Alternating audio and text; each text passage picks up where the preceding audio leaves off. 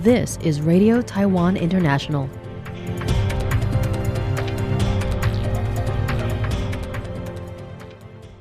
Welcome to the news on Radio Taiwan International. I'm Tristan Hildebrand, coming to you from Taipei, Taiwan.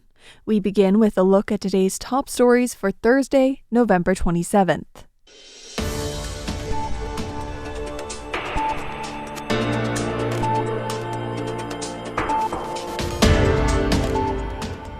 The Education Ministry has passed a policy encouraging private universities to establish family-friendly housing units. Taiwan will allow New Zealand travelers to use Taiwan's automated border control system, the e-gates, and United States President Donald Trump and Chinese leader Xi Jinping spoke by phone this week for the first time since their October summit in South Korea. But first, today's top story. The Education Ministry has passed a policy encouraging private universities to establish family-friendly housing units that will take effect in 2026. Speaking before the legislature this Thursday, Education Minister Cheng Ying-yao expressed his optimism about the policy and his hope that schools will align with international standards. Earlier this month, the Education Ministry revised their guidelines for the allocation and application of funds for private technical and vocational institution development to include a 50,000 NT dollar or $1,594 subsidy for each family-friendly housing unit a school provides in its student dormitories. Chung said this is to meet the needs of graduate students who have spouses and children, in addition to the many visiting scholars and exchange students from abroad who bring their families with them to Taiwan. Chung said, Considering Taiwan's academic exchanges and mobility in higher education, it's important to provide better living support for international scholars, researchers, and domestic graduate students. We need to stay aligned with global practices. Chung said the ministry's position is to encourage cooperation and that they will provide appropriate financial support. He said he believes that as Taiwan's higher education becomes more international, the needs for such facilities will surely increase. He added that the number of foreign faculty in many Taiwanese universities is also increasing, so strengthening international academic exchange and cooperation is crucial for the advancement of Taiwan's higher education. The National Immigration Agency, NIA, said Thursday that Interior Minister Liu Shifang will officially announce this Friday that Taiwan will allow New Zealand travelers to use Taiwan's automated border control system, or e-gate.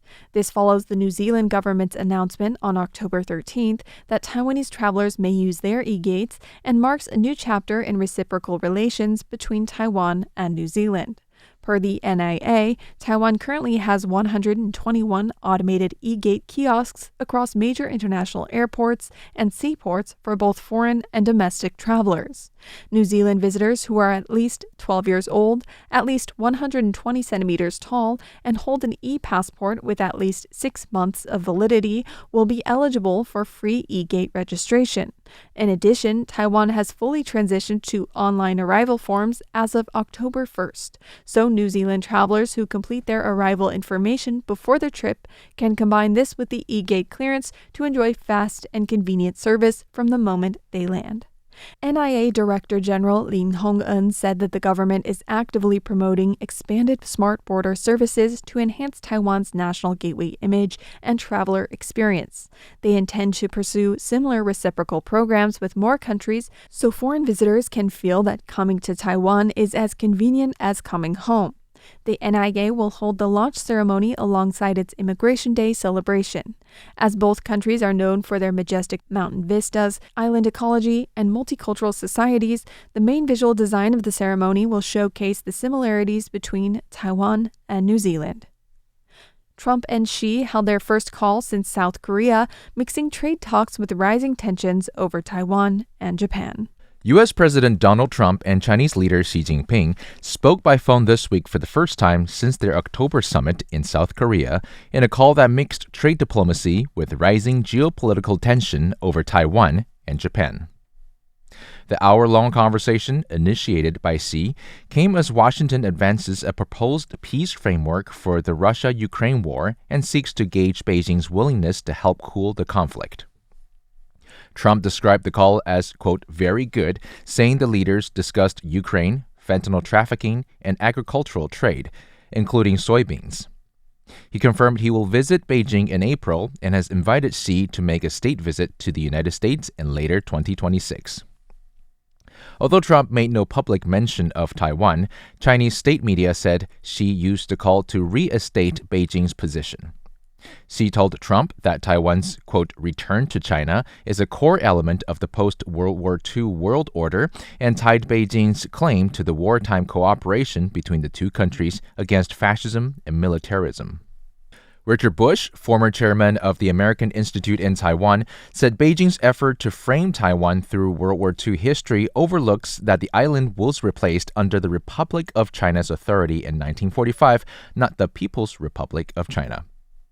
He said Beijing's narrative underscores a long-running geopolitical goal rather than historical fact. The call unfolded as China and Japan remained locked in a sharp dispute after Prime Minister Sanae Takaishi said Japan's military could intervene in a Taiwan crisis. Remarks that triggered Chinese economic and diplomatic reprisals. With Trump preparing for an April visit to Beijing and both sides working to stabilize a fragile trade truce, how Washington and Beijing calibrate their positions in the coming months will shape the trajectory of cross-strait stability and broader regional order. Joey Chow for RTI News. President Lai Ching-te met with this year's Model of Entrepreneurs Award recipients on Thursday at the presidential office. Lai said the world's challenges are Taiwan's opportunities and expressed hope that the winners will continue to excel in their fields and showcase Taiwan's entrepreneurial spirit to the world. In his remarks, Lai said the government aims to build an innovation-driven industrial ecosystem that enables entrepreneurs and business owners to fully unleash their creativity and drive industrial growth. He said the government will allocate 30 billion NT dollars or $955 million to promote 10 new AI-related projects with a focus on key sectors such as silicon photonics, quantum technology, AI drones, and smart robotics. Lai added that amendments to the statute for industrial innovation in April incorporated AI and carbon reduction into investment tax credits and expanded tax incentives for startups, increasing opportunities for fundraising. To help businesses mitigate the impact of tariffs, Lai said the cabinet has increased the industry support budget from 88 billion NT dollars or $2.8 billion to 93 billion NT dollars or $3 billion.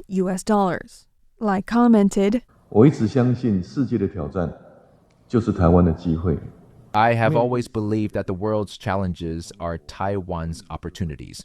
Facing global changes, the vitality and wisdom of innovative and entrepreneurial partners will be key forces for enhancing national resilience and promoting industrial upgrading. Speaking at the opening ceremony of World Skills Asia Taipei 2025, President Lai Ching-te stressed that while AI is rapidly developing and data can be computed and goods mass-produced, nothing replaces the human touch. This event marks the third World Skills Asia competition and will be held through Saturday at the Taipei Nangang Exhibition Center. This year's competition features 44 skill categories with 321 participants from various countries and a total delegation of more than 1,000 people. Lai emphasized that while Taiwan plays a central role in the global semiconductor supply chain, its economic strength also comes from a strong technical and vocational ecosystem. Taiwan leads global markets across various industries thanks to generations of skilled professionals dedicated to craftsmanship and excellence. The Taipei Economic and Cultural Office in Canada held its annual Taiwan Night event on Tuesday at the Sir John A. Macdonald Building, a parliamentary event space, with nearly 400 participants. Organizers said they tried to showcase all aspects of Taiwan by featuring a performance by Tainan's Tendrum Art Percussion Group and offering guests refreshments of Kavalan whiskey and bubble tea. Thank you for joining me for the news. I'm Tristan Hildebrand. Stay tuned for another 50 minutes of English language features brought to you by Radio Taiwan International.